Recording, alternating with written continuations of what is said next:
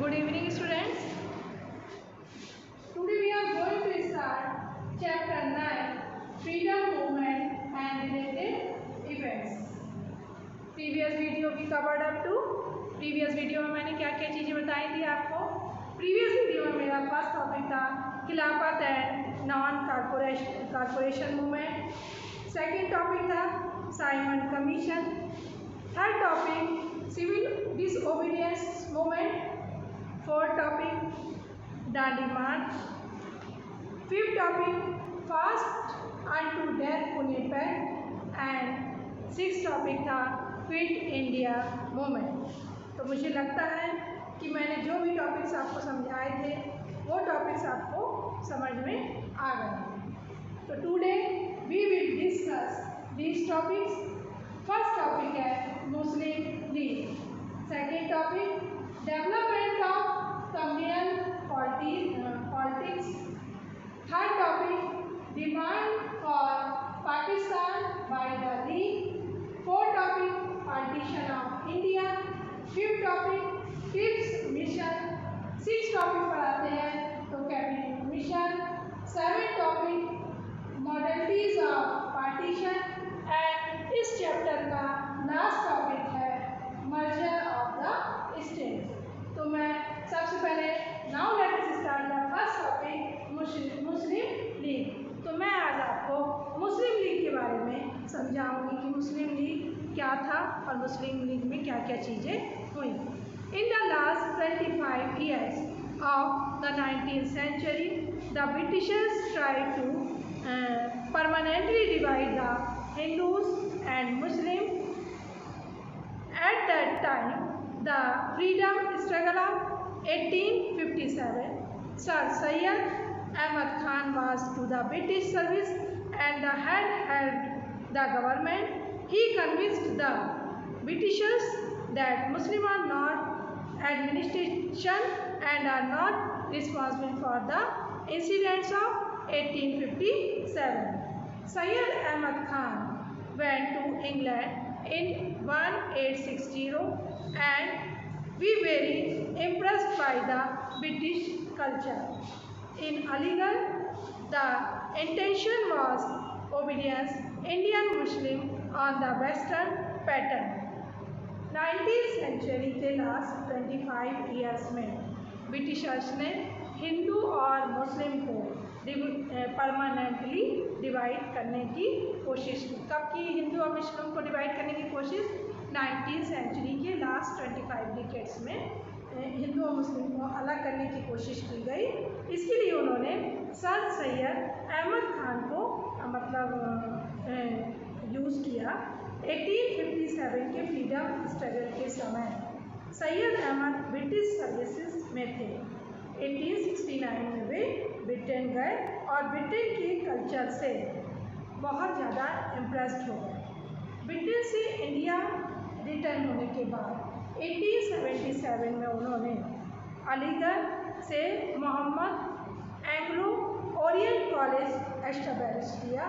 बाद में ये कॉलेज अलीगढ़ मुस्लिम यूनिवर्सिटी बन गया. ये कॉलेज क्या बन गया? अलीगढ़ मुस्लिम यूनिवर्सिटीज़ बना.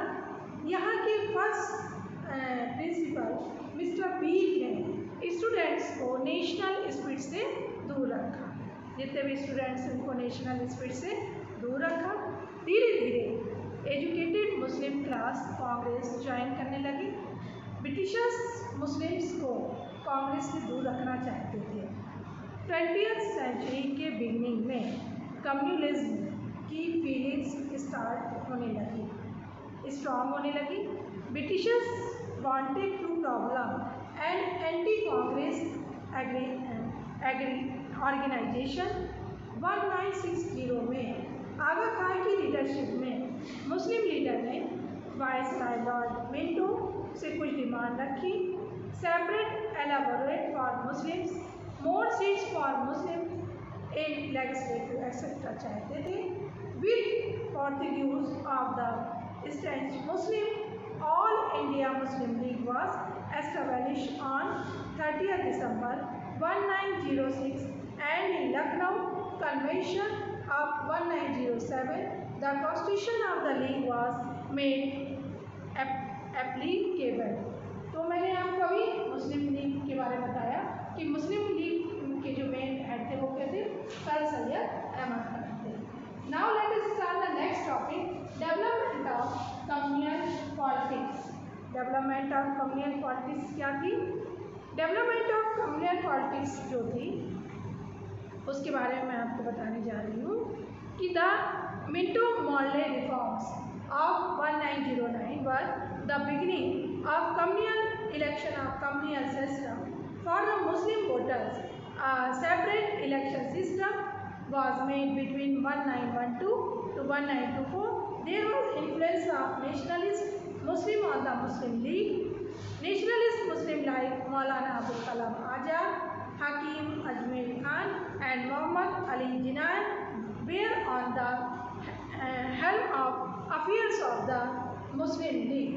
Because of this, the Congress in its Lucknow Convention of 1916 expected the communal election system related with representation of Muslims. 1909 के Minto Morty reforms communal election की स्टार्टिंग हुई। मुस्लिम वोटर्स के लिए सेपरेट इलेक्टोरल सिस्टम बनाया गया। 1912 से 1924 के भी नेशनलिस्ट मुस्लिम का मुस्लिम लीग में बहुत ज़्यादा जो है तो इन्फ्लुएंस था। नेशनल लीडर्स जैसे कि मौलाना अबुल कलाम आज़ाद, हकीम अजमल खान, मोहम्मद अली जिन्ना ने मुस्लिम लीग को डायरेक्शन दी। इसके लिए 1916 के लखनऊ कन्वेंशन में कांग्रेस ने कम्युनल इलेक्शन सिस्टम को एक्सेप्ट किया। इसलिए नेशनल मूवमेंट को एक अलग डायरेक्शन मिला जो बाद में इंडिया के पार्टीशन का रीजन बना। Demand for Pakistan by the league. Next topic है demand for Pakistan by the league. अब क्या थी डिमांड, क्या थी पाकिस्तान के लिए, क्या क्या डिमांड थी? The idea of separate nation as Pakistan gradually develop in Muslim leaders. 1930 के इलाहाबाद कन्वेंशन में डॉक्टर मोहम्मद इबादुल ने पाकिस्तान फॉर्मेशन का आइडिया रखा। इंग्लिश एनसाइक्लोपीडिया के अनुसार पाकिस्तान का एक आइडिया एक पंजाबी मुस्लिम लीडर रहमत अली से आया। 1941 के मॉडरेट्स कन्वेंशन से पाकिस्तान फॉर्म करने का प्रपोजल मेन ऑब्जेक्टिव था। 1942 के क्रिप्स मिशन में पाकिस्तान फॉर्मेशन के क्लेम को सपोर्ट किया। इसलिए कांग्रेस ने यूनिटी होकर इंडिया के पार्टीशन को एक्सेप्ट किया। Now let us start the next topic, partition of India. India का विभाजन कैसे हुआ? पार्टीशन मीन्स होता है डिवाइड कर देना या विभाजित कर देना। तो सेकेंड वर्ल्ड वॉर के समय कांग्रेस ब्रिटिश रूल से कॉपरेट करना चाहती थी। जब हमारे यहाँ सेकेंड वर्ल्ड वॉर हुआ, द्वितीय विश्व युद्ध हुआ, तो जो कांग्रेस थी वो क्या थी, ब्रिटिश रूल के साथ जितने ब्रिटिशर्स थे उनके साथ कॉपरेट करना चाहती थी। लेकिन वह चाहती थी कि British prime minister mister Chauri should make applicability charter to India also and should make a declaration with regarding to giving freedom to India।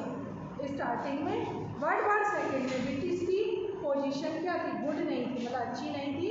Japan in the south east Asia was getting stronger by Churchill wanted cooperation of India in war and mode declaration to send sir Cripps to India। फिर next topic है Cripps mission. Cripps mission कैसे आया? पहले हमारे यहाँ India का partition हुआ, इसके बाद क्रिप्स मिशन आया। तो क्रिप्स मिशन क्या था? Cripps arrived in India and 26 March 1942। Cripps mission कब आया था? 1942, 22 मार्च 1942 को आया। एक क्वेश्चन ये भी हो सकता है कि क्रिप्स मिशन कब स्टार्ट हुआ है, when was started the Cripps mission? तो हमारा आंसर हो सकता है कि 22 मार्च 1940 को क्रिप्स मिशन अराइव हुआ। ही मेड 2 प्रपोजल्स, 2 प्रपोजल्स रखे गए। Proposal to be made during war और proposal of after war. Congress total independence चाहती थी? कांग्रेस पूरी तरह से क्या चाहती थी कि हमारा देश आज़ाद हो, इंडिपेंडेंस चाहती थी, लेकिन वो कॉलोनियल रूल के अंदर ही इंडिपेंडेंस देना चाहती थी। कॉलोनियल रूल मतलब रूल बना देना कि समूह बना देना, उस समूह के अकॉर्डिंगली वो जो है तो इंडिपेंडेंस देना चाहती थी। मुस्लिम लीग भी क्रिप्स के प्रपोजल से सेटिस्फाइड नहीं थी, क्योंकि इसमें पाकिस्तान एज सेपरेट नेशन का प्रपोजल नहीं था। लॉर्ड वारबेले came to India in October 1943 as Governor General। 25 जून 1945 को शिमला में इंडियन लीडर्स के साथ कॉन्फ्रेंस की गई, जिसमें बॉबेल के प्लान्स डिस्कस हुए। इस कॉन्फ्रेंस में एक सेंट्रल कैबिनेट को बनाने का प्रपोजल रखा गया, जिसमें 14 मेंबर्स थे, 5 मेंबर्स कांग्रेस के, 5 मेंबर्स लीग असेंबली के, 5 मेंबर्स वायसराय के नॉमिनेट हुए। Congress due to the non corporation of the league Shimla conference failed and Wavell was a failure. जैसा कि मैंने आपको बताया कि क्रिप्स मिशन क्या था। पहले फर्स्ट टॉपिक में आई थी मुस्लिम लीग पर, सेकेंड टॉपिक में मैंने आपको एक्सप्लेन किया था development of communal politics, third topic पर आई थी demand for Pakistan by the league, fourth था पार्टीशन ऑफ इंडिया, फिफ्थ था क्रिप्स मिशन। अब now let us start the next topic, cabinet mission. एक कैबिनेट मिशन बनाई गई थी। तो शिमला कॉन्फ्रेंस के फेलियर के बाद गवर्नमेंट ऑफ लाहौर पार्टी ने एक डेलीगेशन इंडिया को भेजा। डेलीगेशन होता है एक प्रस्ताव भेजा, इसमें पावर्स को इंडिया को ट्रांसफ़र करने का रिकमेंड किया गया, मतलब इंडिया को पावर्स दी जाए। इसी सिचुएशन में ब्रिटिश प्राइम मिनिस्टर लॉर्ड एटले ने एक कैबिनेट मिशन इंडिया को भेजा। इस मिशन में पहले एक इंटरिम गवर्नमेंट को फॉर्म करने की बात थी, उसके बाद लॉन्ग टर्म प्लान में कॉन्स्टिट्यूशन को फॉर्मुलेट करना था। 2 सितंबर 1946 को जवाहरलाल नेहरू की लीडरशिप में इंटरिम गवर्नमेंट बनी। लीग में भी इस गवर्नमेंट को ज्वाइन किया, लेकिन लीग ने गवर्नमेंट के साथ कोऑपरेट नहीं किया। तब ब्रिटिश प्राइम मिनिस्टर लॉर्ड एटले ने इंडिया छोड़ने का अनाउंसमेंट किया। जो भी टॉपिक्स मैं आपको समझा रही हूँ बच्चों, वो टॉपिक्स आप अच्छे से समझिएगा और अच्छे से अपने माइंड में लर्न कर लीजिएगा। बहुत इंपॉर्टेंट टॉपिक्स हैं ये और आपको सभी टॉपिक्स अच्छे से पढ़ने हैं। तो मुझे लगता है कि कैबिनेट मिशन के बारे में आपको समझ में आ गया होगा। अब मैं नेक्स्ट टॉपिक पर आती हूँ। Now let us start the next topic, Mountbatten plan and partition of India. Mountbatten plan and partition of India क्या था? Mountbatten plan and partition of India on 23 March 1947। Lord Mountbatten looked over as new Governor General of India in place of Lord Wavell. The factors which was responsible for partition of India were helplessness of the interim government and the Congress, serious communal rights of the Muslim League and the British diplomacy.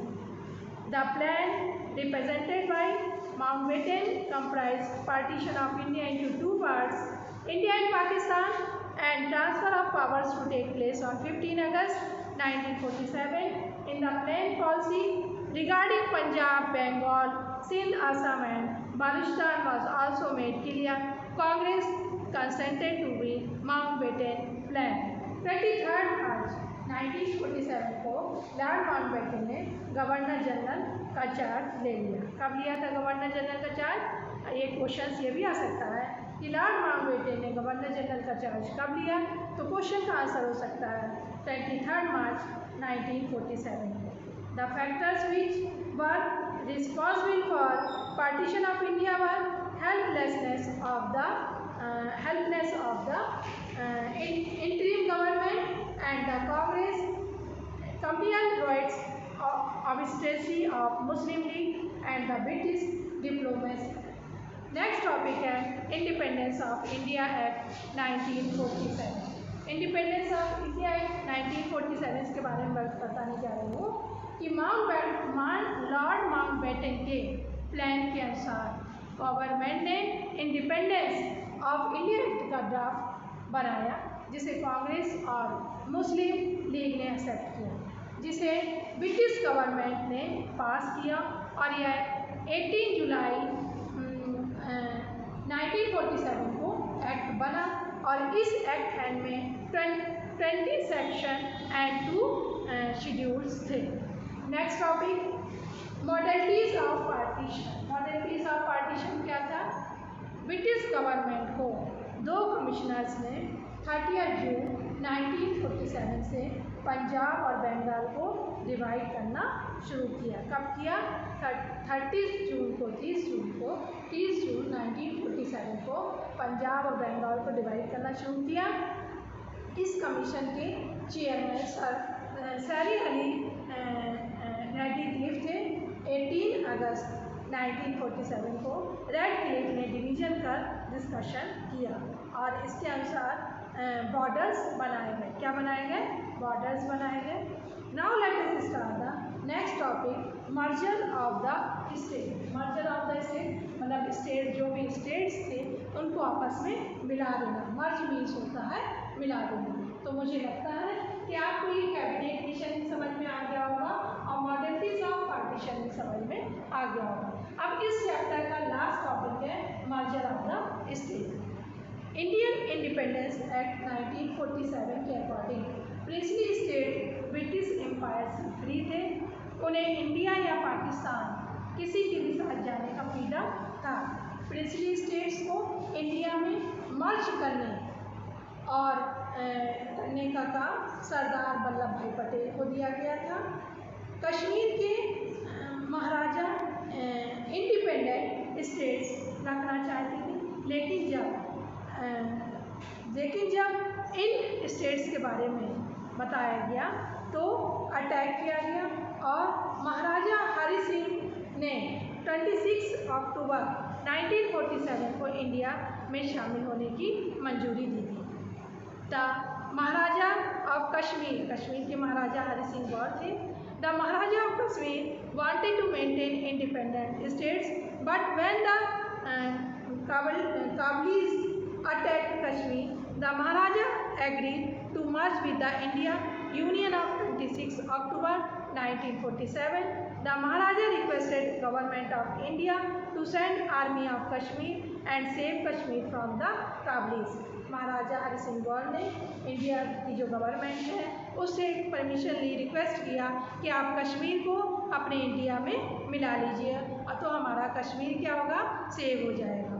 Therefore government of India send army to Kashmir. इस तरह से वहाँ की जो India की government थी उसने क्या किया? आर्मी को भेजा। In the maintain of maharaja set up a temporary emergency government in Kashmir and appointed Sheikh Abdul as a prime minister. और उस समय शेख अब्दुल को कश्मीर का प्राइम मिनिस्टर बनाया गया। Pakistan extended full support to the काबलीज and fighting began in Kashmir. Government of India handed over the issue to the Security Council of United Nations. 1/3 of Kashmir went to Pakistan and 2/3 of Kashmir remained with India. आपका ये वाला chapter यहीं पर complete होता है और मुझे लगता है कि आपको सभी टॉपिक्स क्लियर हो गए होंगे। ये चैप्टर 9 आज कंप्लीट हो गया है। आपको अच्छे से इस चैप्टर को समझना है और लर्न करना है और अब मैं जो भी क्वेश्चन आंसर्स आपको सेंड करती हूँ वो आप पूरी तरह से उसको कंप्लीट करेंगे।